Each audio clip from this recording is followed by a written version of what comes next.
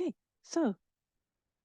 All right, welcome everyone back. We're gonna continue talking about emotions. And now we have Anna Eckerdal. You're gonna be presenting work that you did with Kristina von Hausswolff. Is this correct? Since I see Kristina's name. Yes, I wanted to have Kristina's name on it because she is very much behind all the work I'm going to present. Fantastic. So it would not be fair to just put my name. All right. And then we also have Päivi Kinnunen from University of Helsinki. Anna is in Uppsala here. And this is another interactive session, right? So you will have presentations and discussions and so on. Mm-hmm. Correct? All right. Welcome, both of you. Thank you. Where should I point this?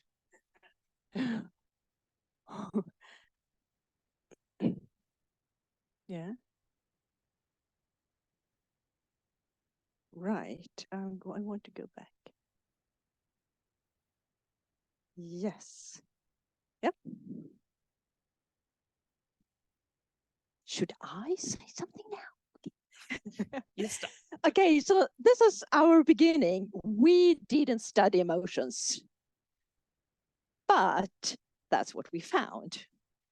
So this presentation is quite different from the other ones. It's about emotions, but from a quite different angle. So this is the agenda on the next 90 minutes.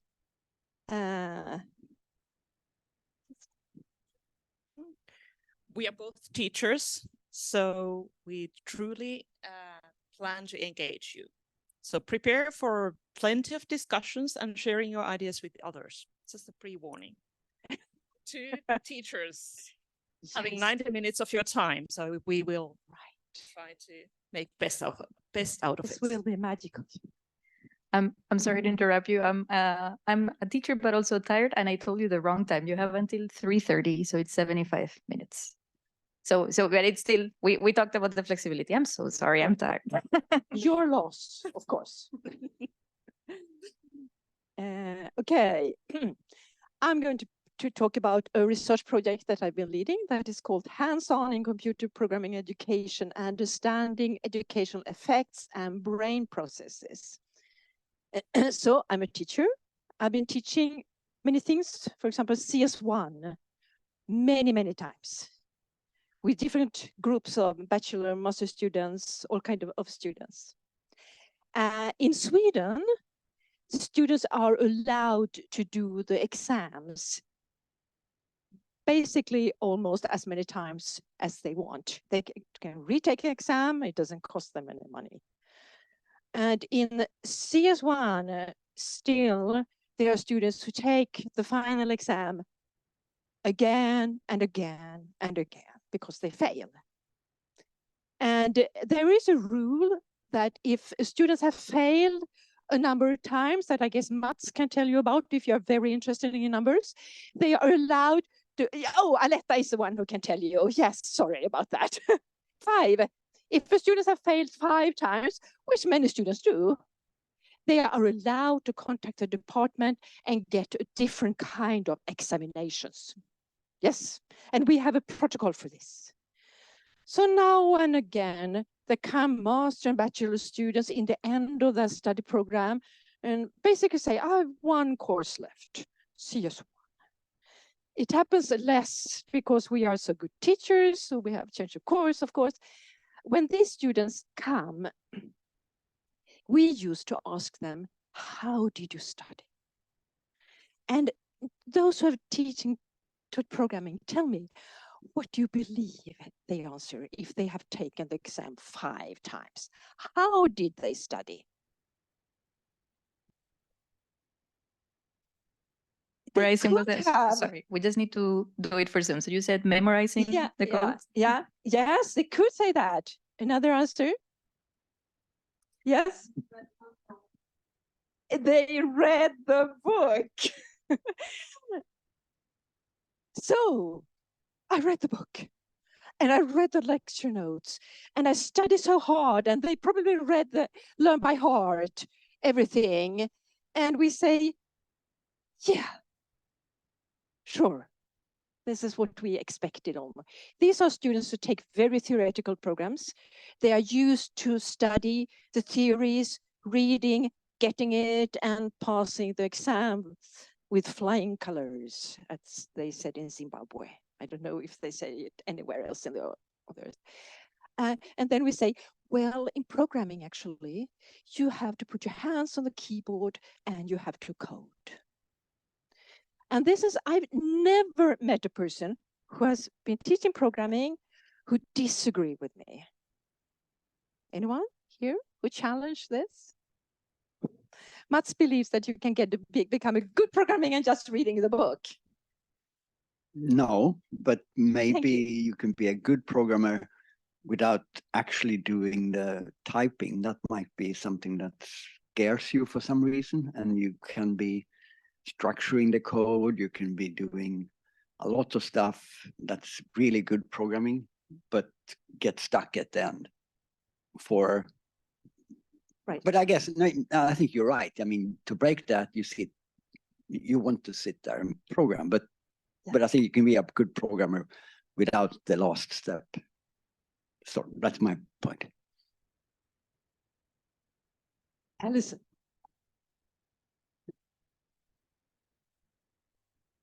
I have quite a few students that come to me with bachelor's degrees in computing, whatever they call it.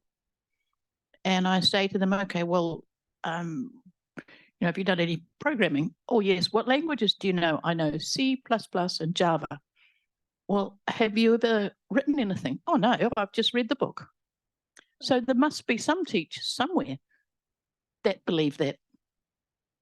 Yes, we have some students from Eastern Europe, and we interpret it, or I interpret it as a lack of funding, that they don't have computers.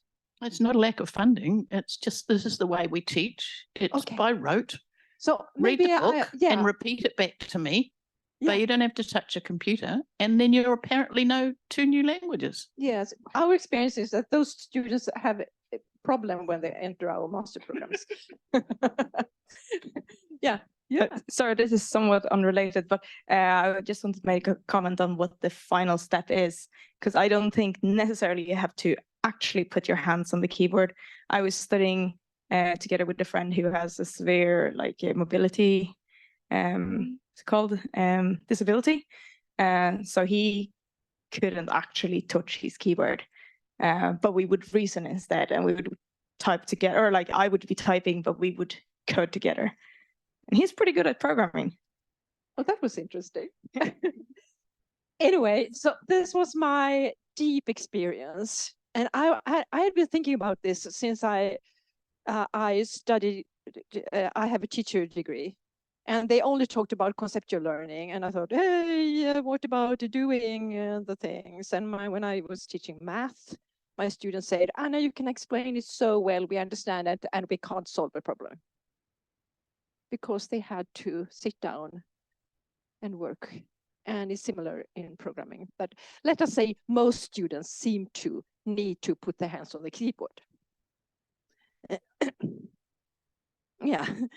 Okay. So I was interested in this, and my dream was to work with a neuroscience person and see what's happening in the brain, because I truly believed that by moving your fingers, something happened in some mechanical part of the brain that was good for learning.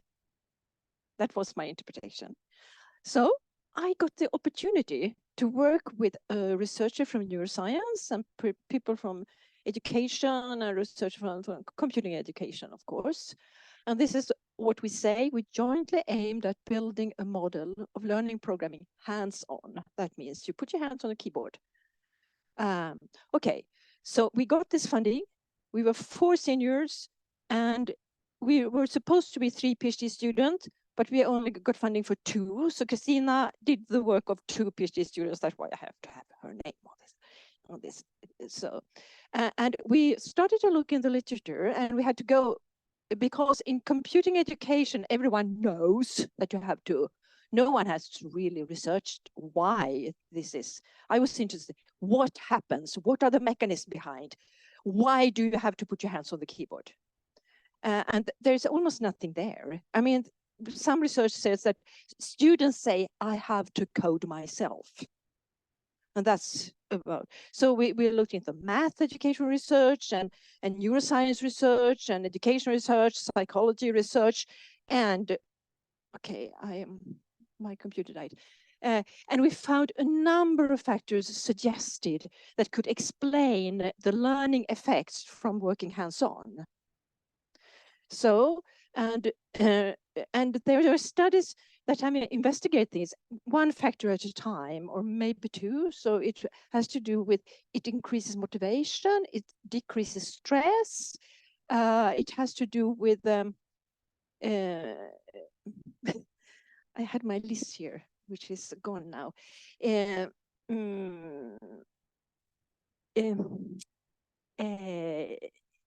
has to do with this need for cognition. It has to do with confidence. It has to do with, and there was a long list of things that has been suggested that related to working hands-on in different subject areas. So this was a big study. We decided to investigate everything. So, yeah.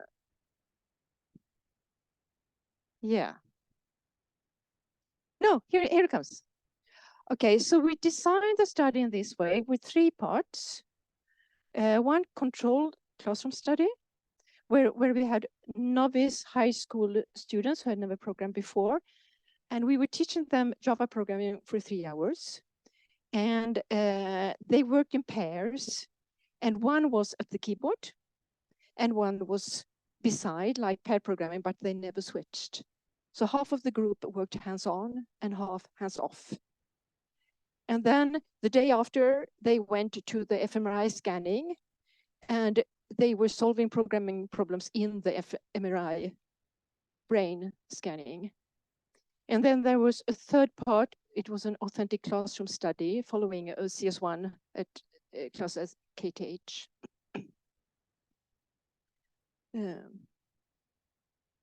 Okay, so basically this was, so I say this as verbal investigate in the controls classroom study. This is also what happens in the fMRI. So, so we have something that we say are background factors that are basically more or less not influenced by the intervention, and the intervention is the teaching. So for example, their school grades, because we wanted to have something about, you know, some rough measure of intelligence or ability. And we asked them, how well do you know the person you work with? Because they could be someone they didn't know. That was closeness with pair. We have this instrument that is called need for cognition that is suggested. Self-esteem. We check this fixed growth mindset, the DWEC parameter. And we ask simple questions like, how stressed do you feel before the teaching? And then we taught them. And then we asked, how stressed do you feel? And the same, how motivated do you feel before and after? And then we had a knowledge test immediately after, and a non-knowledge test 1 week after. That was for because one factor that was suggested in the literature is working hands-on influenced the long-term memory. So that was the knowledge test a week after. It was a programming test in the fMRI camera. We asked them, how confident are you that your answer is correct? Very confident, fairly confident, not sure, and I just guessed, or something like that, you know. So lots of things here. And I was sure of what we would find.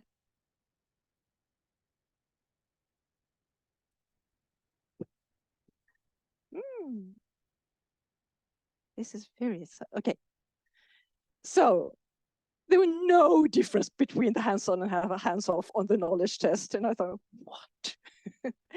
There were actually some difference on the knowledge test 1 week later, where the hands-on students did slightly better. What was really coming out of this is that the students who worked hands-on, they lower their stress level significantly more than the students who were hands-off. And the confidence, these students who had worked hands-on, they were very sure about their answers. They were not more correct answers, but they were sure they were right, which we believe has an influence in the long run. So in this image, so Kristina did an ANCOVA analysis on what factors that influence the knowledge gain. And there was some difference in the knowledge test a week after. And then we found that this need for cognition, the school grades, specifically math, but also language and many other things, and how well they know that their peer and working hands-on are factors that influence the knowledge. The hands-on did not have very much influence on this, actually. But if we look at this, how well do you know the person you are working with? We interpret this, how safe do you feel? This lower of stress is an emotion.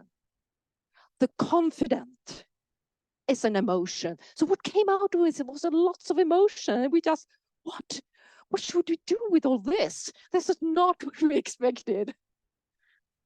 And then the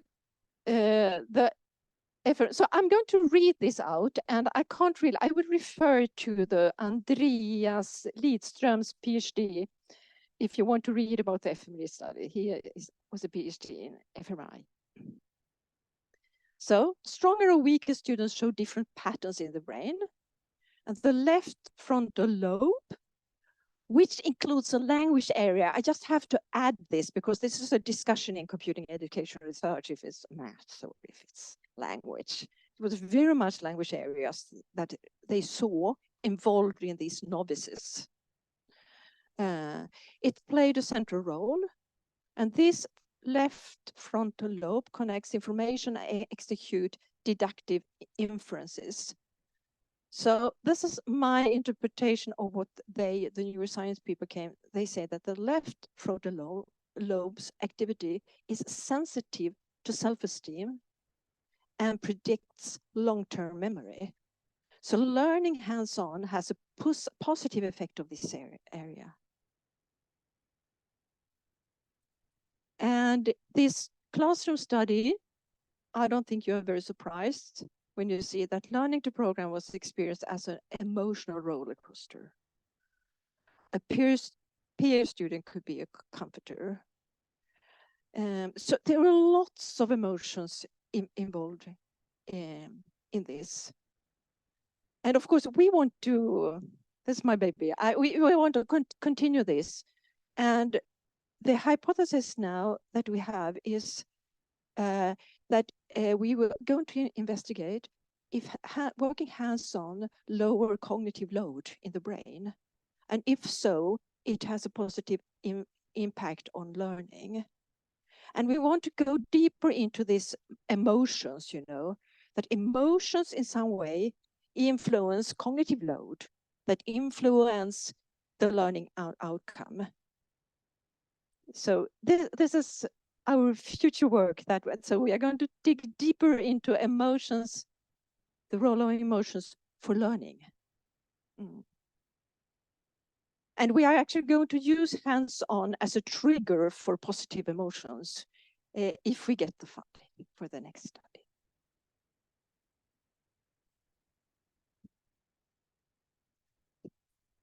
All right, so let's continue with two other examples of how we researched emotions or ended up emotion-related results, even though that wasn't maybe the starting point. Let's see. Yep. So the first example stays in a mind of a student.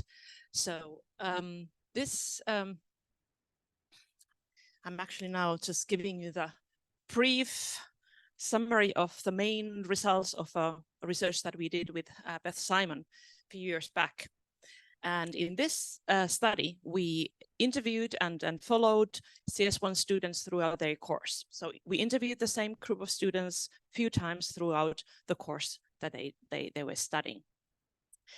And this was a grounded theory study, so we didn't have any particular like set research question or topic that we were especially interested in, apart from that we are interested in your experience during this course, or what are your experiences in this course.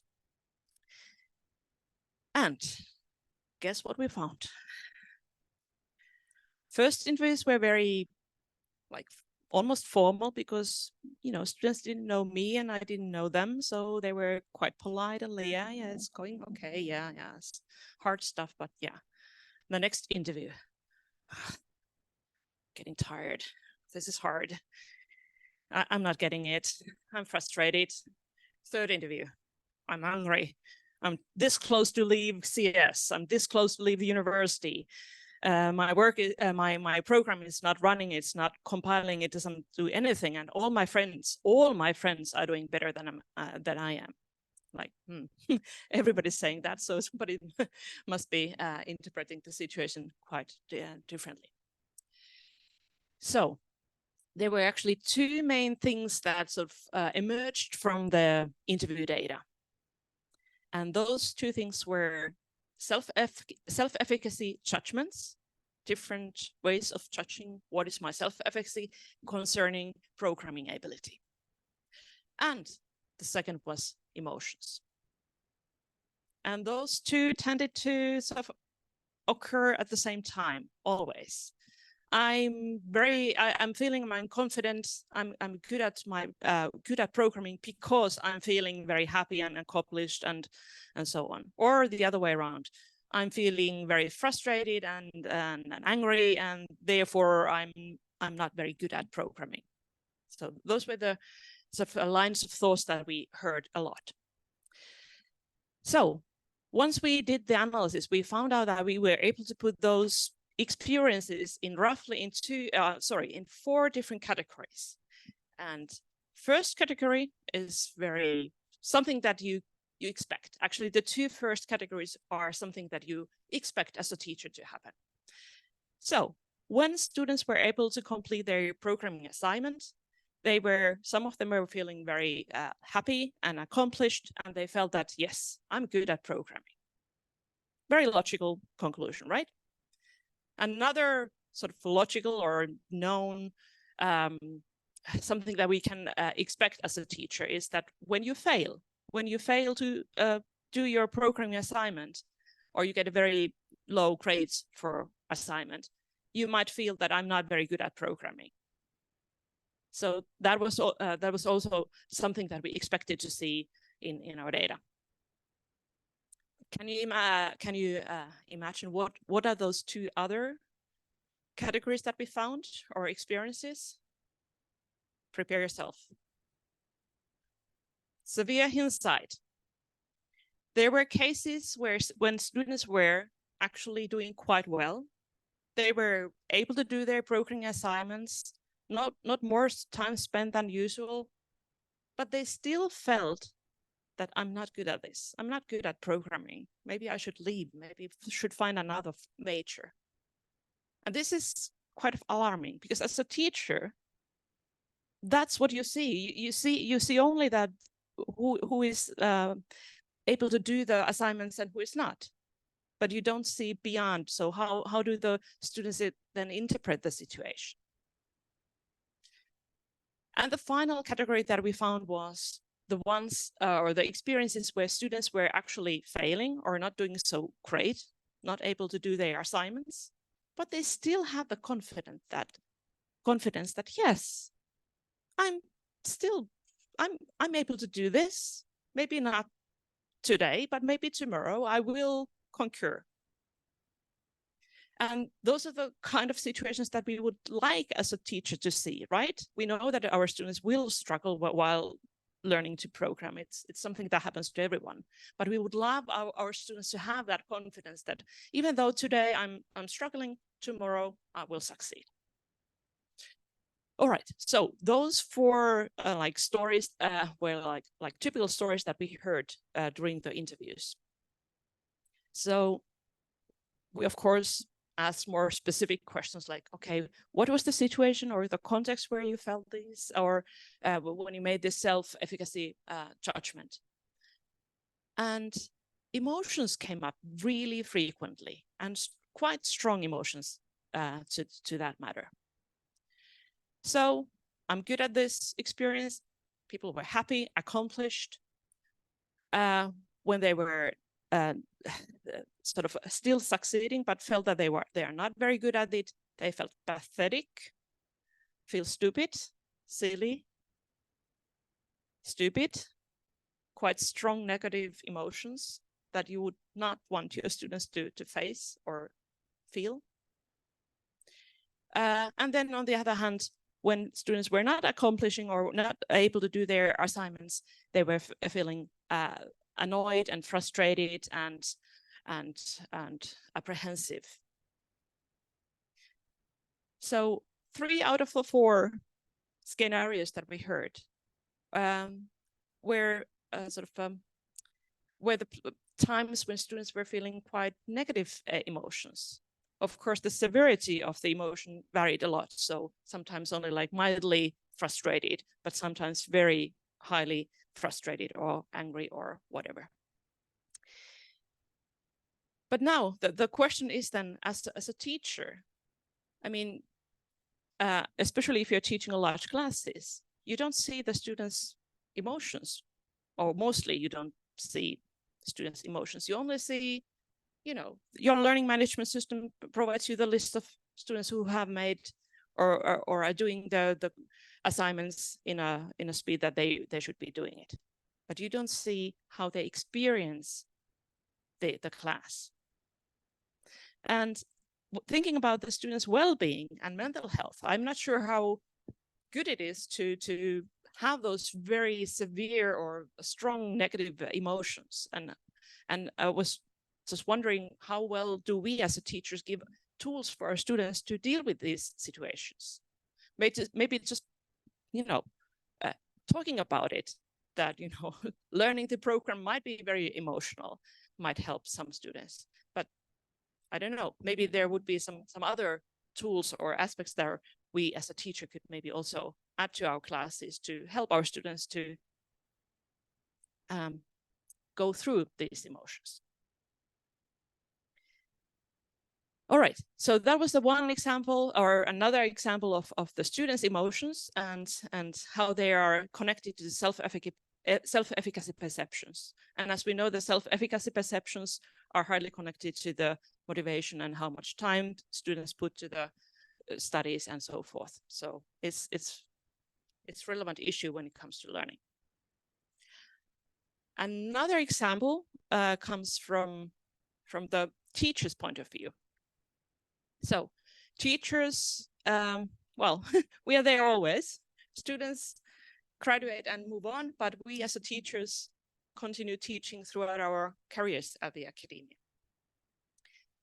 So this is one study that we did actually last summer. It's one of Virginia's papers that you will probably hear more about tomorrow.